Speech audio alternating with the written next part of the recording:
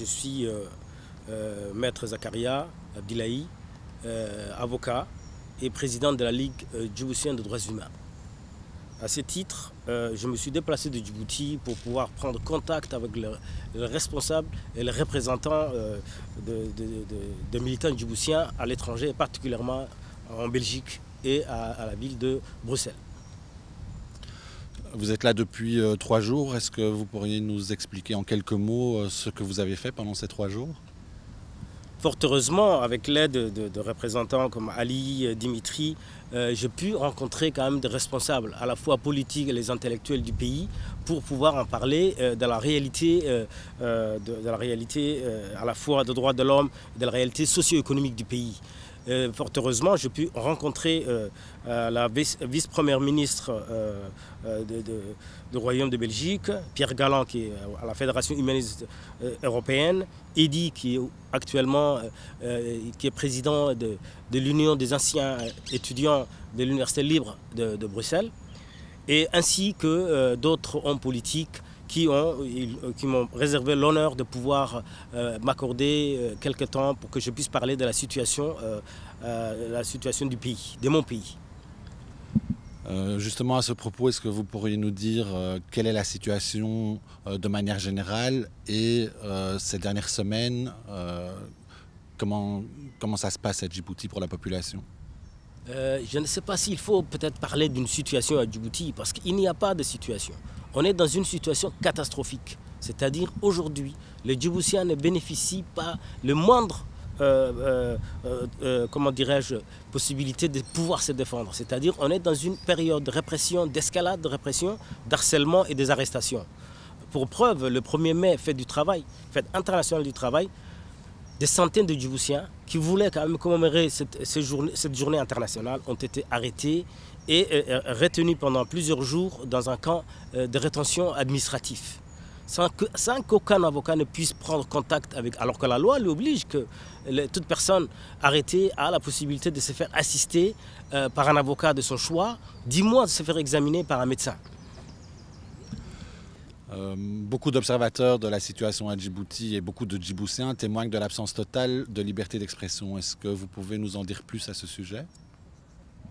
Je pense quand même que le fait de dire qu'à Djibouti il y a une absence totale c'est même au-delà de l'absence totale de tout ce qui est liberté. Djibouti, c'est un des rares pays du tiers-monde, sinon de l'Afrique de l'Est, où il n'y a pas une presse libre. Il n'y a pas une radio libre. Tout est contrôlé par l'État. C'est-à-dire qu'il y a un journal gouvernemental, il y a une télévision gouvernementale, une radio gouvernementale.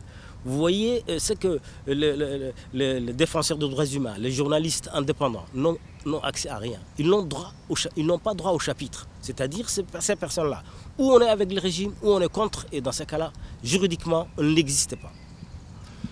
Vous avez rappelé que vous êtes le président de la Ligue djiboutienne des droits de l'homme. Vous êtes également avocat et donc à ce titre, vous défendez des opposants, des journalistes. Est-ce que vous pourriez nous expliquer dans quelles conditions ces personnes se font arrêter, emprisonner? Quelle est la situation aujourd'hui des journalistes, des défenseurs des droits de l'homme, des opposants politiques à Djibouti? Effectivement, je suis à la fois président de la Ligue, mais en même temps avocat, sinon le seul avocat qui défend les militants djiboutiens. Et à ce titre, l'année 2013, c'était une année électorale, des législatives qui ont été malheureusement gagnées par l'opposition, mais malheureusement refusées par le régime en place. Aujourd'hui, la prison civile de Djibouti, il y a beaucoup de détenus politiques, donc Abdelrahman Bachir, Abdelrahman God et Abdelrahman Guiré, qui sont les plus célèbres aujourd'hui malheureusement, qui sont là, qui sont incarcérés depuis plus de 13 mois. Alors que dans les procès, c'était un dossier vide, reconnu, mais il y avait une obligation de le condamner parce qu'il ne faisait pas le jeu du régime. Actuellement, il y a une gamine de 16 ans qui est en seconde au lycée de Djibouti, qui est incarcérée depuis bientôt 1 mois, alors qu'elle sortait d'une mosquée et elle a été arrêtée pour faire des militantismes. C'est-à-dire à Djibouti, on arrête les militants parce qu'ils militent, ou c'est des journalistes indépendants, journaux virtuels sur Internet, ou ce sont des militants de l'opposition de l'USN. Et donc la réalité de l'USN, aujourd'hui, elle est là, elle a secoué les pays. Et ces Djiboutiens ne veulent qu'une chose, c'est d'en finir avec un régime qui ne respecte pas les règles démocratiques. En la personne de M. Ali de Berkale, il y a un représentant auprès de de la Belgique et de l'Union européenne de la coalition des opposants.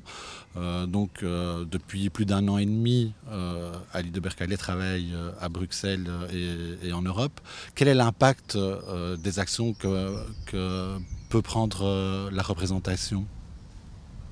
Je crois que là, peut-être, on ne nous remerciera pas assez, hein, le travail de fond qui a été fait par Dimitri Ali au sein de l'Union européenne, au sein du Parlement. C'est vrai que les Djiboutiens, les démocrates djiboutiens comptent beaucoup et puis remercient énormément le travail de fond qui a été fait, qui continue à le faire.